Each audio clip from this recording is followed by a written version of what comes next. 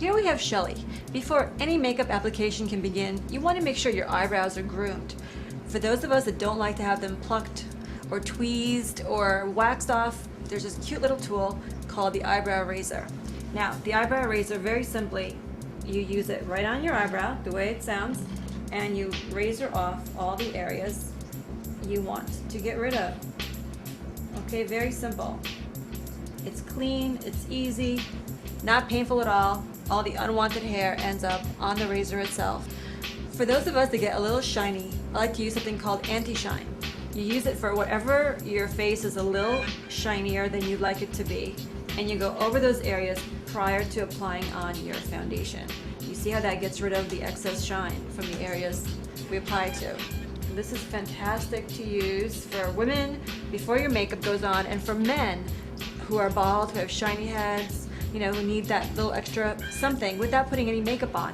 This is basically, I think of it as a little bit of an antiperspirant for our face. For women of color, finding foundation is even more difficult because skin that's a little more oily oxidizes, which means that once you put the makeup on the skin, within 10-15 minutes, your color gets even darker.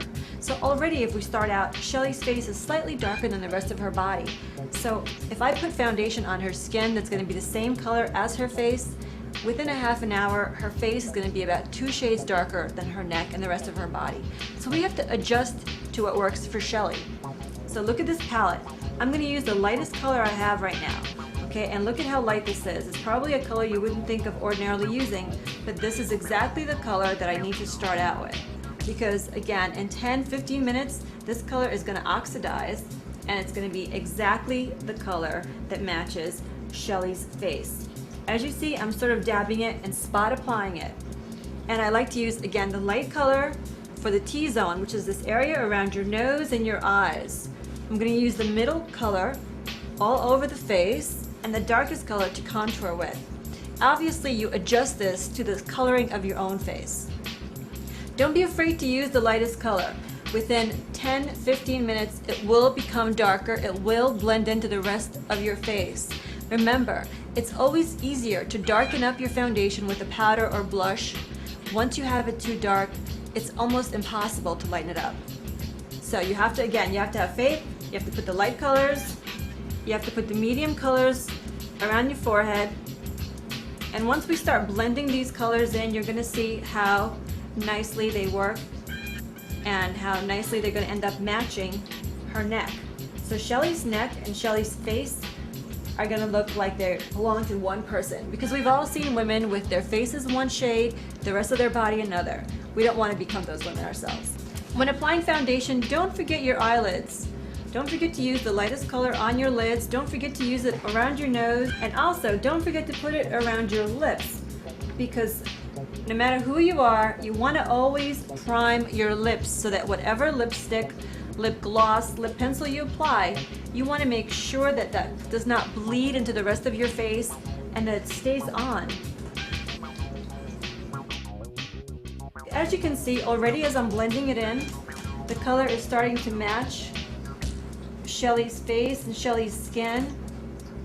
As you can see, I'm using my sponge. I'm using the front part of it to apply the light color. I'm using the bottom part of it to mix in the darker color. So with one sponge, I can apply all the colors I want to the face and never have the two mix. So you control what you're doing, okay? The key to makeup is having control and not being afraid.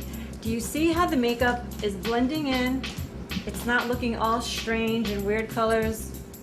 And that light foundation that I started out with is the correct color for Shelly. Once her foundation is applied, her face and her neck are similar colors. And once I put the powder there, I can adjust it even more so.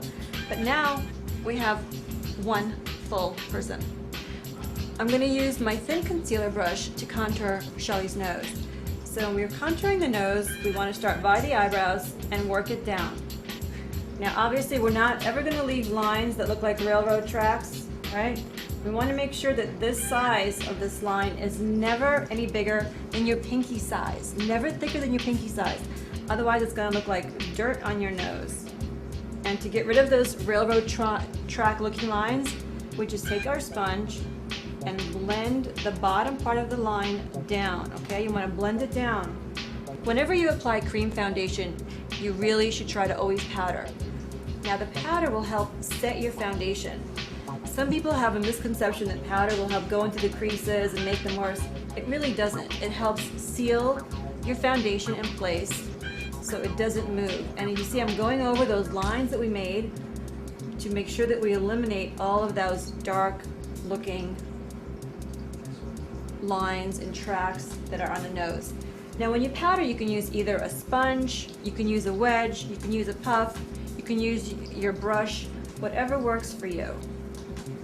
I like using a little bit of a puff, and then to make sure that I get rid of all the excess, I take my powder brush and I get rid of all the extra powder. Push, guys, please. This way I ensure a nice smooth finish before I begin my makeup application. As you can see, with Shelly's makeup complete and powdered, her face and her neck are all the same color and she looks naturally beautiful. With the Pearl Effect makeover, Shelly's natural beauty is totally enhanced.